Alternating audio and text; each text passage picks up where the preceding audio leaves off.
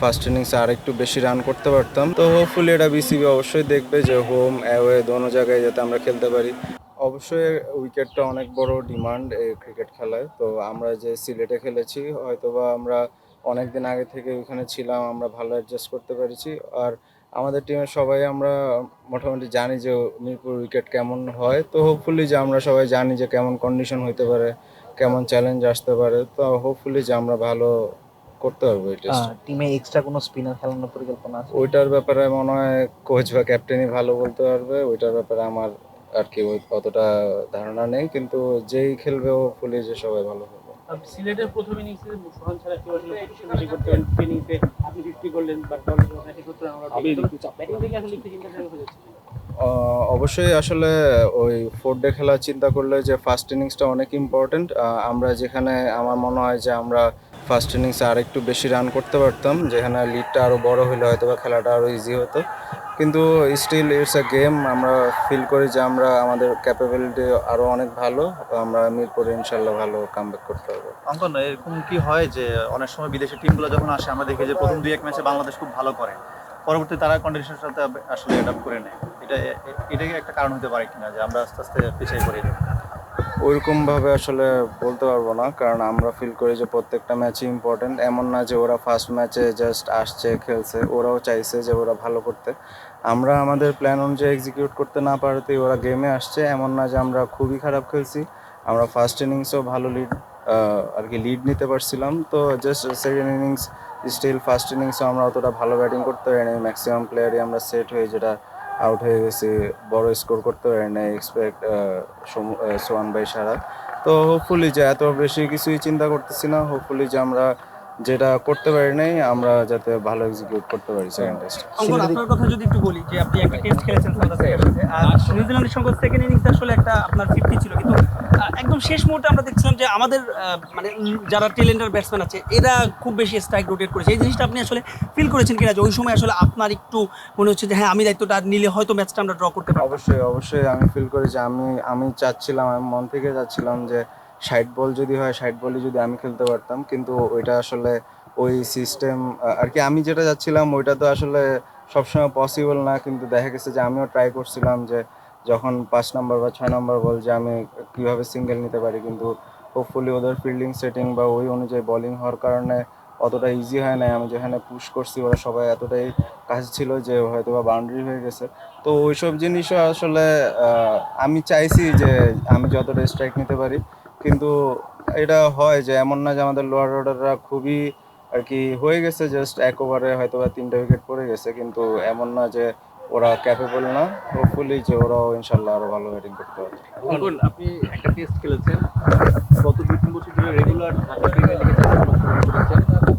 আপনি এবার Bangladesh premier league BPL এ 300 আশেপাশে স্ট্রাইক রেটে ব্যাটিং করেন বা কুইক ব্যাটিং করতে পারেন, বড় ছক্কা হাঁকাতে পারেন, সবকিছু মিলিয়ে আসলে আপনি কি 3 ফরম্যাটের ব্যাটার নিজেকে মনে করেন কিনা? আমি ফিল করি যে যে কোনো গেমই হোক, যে কোনো সিচুয়েশনই হোক, আমি চেষ্টা করতেছি যে আমি যাতে ওইরকমভাবে নিজেকে তৈরি করতে পারি, যাতে যে কোনো সিচুয়েশনে আমি যাতে আগে থেকে প্রিপেয়ার থাকতে পারি। জাস্ট ওইটাই চেষ্টা করতেছি ডে বাই ডে কতটা ইমপ্রুভ করা যায় নিজেকে। Still long way to go. আমি ফিল করি জাস্ট এটা স্টার্ট, হোপফুলি যে আরও ভালো করতে হবে। আর এই যে গিয়ার চেঞ্জ করাটা ব্যাটারের জানা থাকাটা কতটা ইম্পর্টেন্ট? লাইক আপনি বিপিএল এ 250-300 স্ট্রাইক রেটে ব্যাটিং করছেন, আবার নিউজিল্যান্ডের বিপক্ষে এই দলের বিপক্ষে আপনি দেখা গেল 30-40 স্ট্রাইক রেটে ব্যাটিং করতে পারেন। এইটা কতটা ইম্পর্টেন্ট একজন ব্যাটারের? এটা আমার কাছে অ্যাজ এ প্লেয়ার হিসেবে, ইন্ডিভিজুয়াল হিসেবে আমার কাছে মনে হয় যে এটা আমার জন্য অনেক ইম্পর্টেন্ট যে আমি যে জায়গায় ব্যাটিং করি আসলে এমন না যে আমি প্রত্যেকটা জায়গায় ফিক্সড একটা জায়গায় ব্যাটিং করি। তো ওই ক্ষেত্রে চিন্তা করলে আমি সবসময় ফিল করি যে আমার যাতে ব্যাটিং অর্ডারও ডিফারেন্ট ডিফারেন্ট, তার জন্য যাতে আমার ওই ক্যাপাবিলিটিটা থাকে যে আমি যাতে স্ট্রাইক আর কি ওই সিচুয়েশন অনুযায়ী খেলতে পারি, সেটাই আসলে। এইরকম এই দলের সিরিজগুলোকে আপনারা পার্সোনালি কিভাবে দেখেন?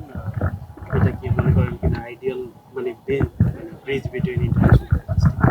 আসলে আমার কাছে মনে হয় যে এটা অনেক হাইয়েস্ট প্ল্যাটফর্ম, যে একটা অন্য দেশের সাথে কম্পিট করার জন্য কিভাবে আমরা আরও নিজেকে ইন্টারন্যাশনালের জন্য কিভাবে আরও প্রিপেয়ার করতে পারি। এসব সিরিজ হলেই আসলে আমরা আসলে বাইরের টিমের সাথে খেলার একটা অপরচুনিটি হয়, রাদার দেন ন্যাশনাল টিমে গিয়ে ডিরেক্ট খেলাচ্ছে। হোপফুলি যে এমন সিরিজ আরো বেশি হবে, আমাদের প্লেয়াররা আরো বেশি খেলতে পারবে, আরো এক্সপিরিয়েন্স গ্যাদার করতে পারবে, যাতে আমরা ইন্টারন্যাশনাল লিগে আরো ভালো করতে পারি। এই সিরিজগুলো ভাই অ্যাওয়েতে হলে আসলে কি আরো অ্যাওয়েতে হওয়া উচিত কিনা? অবশ্যই অ্যাওয়েতে হোমে সব জায়গায় হওয়া উচিত, কারণ হোমেও এমন না যে আমরা এক্সপিরিয়েন্স নিতে পারতেছি না বা আর কি কম্পিটিশন হচ্ছে না। তো হোপফুলি এটা বিসিবি অবশ্যই দেখবে যে হোম অ্যাওয়ে দোনো জায়গায় যাতে আমরা খেলতে পারি। হোপফুলি সামনে আরো অনেক সিরিজ আসবে যাতে আমাদের প্লেয়ারদের ইমপ্রুভমেন্ট হয়। আমার একটা কোশ্চেন আছে, সেটা হচ্ছে যে এই আর মিরপুরে আসলে আপনার ম্যাচটাকে জিততে চাচ্ছি না ড্র করতে চাচ্ছি? এখানে ড্র করলে কোনো সিরিজ হচ্ছে না। তা আমাদের লক্ষ্য আসলে কি ভালো খেলা নাকি ম্যাচ জেতা? আমাদের সবসময় লক্ষ্য, এই সিরিজের প্রথম থেকেই লক্ষ্য যে আমরা প্রত্যেক ম্যাচ জিততে চাই। তো সেক্ষেত্রে এখন যাতে আমরা 1-0-তে পিছিয়ে আছি, সো এই ক্ষেত্রে আমাদের কোনো আর দ্বিতীয় অপশন নেই যে ড্র বা হেরে যাওয়ার চিন্তা করার। সেক্ষেত্রে আমাদের সবারই সবসময় চিন্তা থাকে যে ম্যাচ জেতা। হোপফুলি এই ম্যাচও আমরা ওই প্ল্যানেই খেলব। অঙ্কন একটা প্রশ্ন আছে, এই যে পেস বোলারদের এত মানে পাইপলাইন এত সমৃদ্ধ বাংলাদেশ পেস বোলিংয়ে প্রচুর একটা সমস্যা, আপনার 5-7 জন আছে এক দুইটা স্পোর্টের জন্য। ইপিনও কিন্তু একই অবস্থা আমরা দেখছি, লিটন আছেন, জাকির আছেন, আপনার সোহান আছেন, মাহিদুল অঙ্কন আছেন। এই মধুর লড়াইটাকে কিভাবে আপনারা এনজয় করছেন? আমার তো মনে হয় যে এটা প্রত্যেকটা ডিপার্টমেন্টেই থাকা উচিত। আপনি যদি দেখেন যে বাইরের দেশেও এমন অনেক প্লেয়ারই একটা পজিশনের জন্যই থাকে। তো এটা আসলে আমাদেরকে আরো ইন্সপায়ার করে যে আমরা কিভাবে আরো নিজেকে ওইরকম বেটার পারফরমেন্স করতে পারি, যাতে কখনো সুযোগ আসলে যাতে আমি ওখানে ডেলিভার করতে পারি। সিলেটে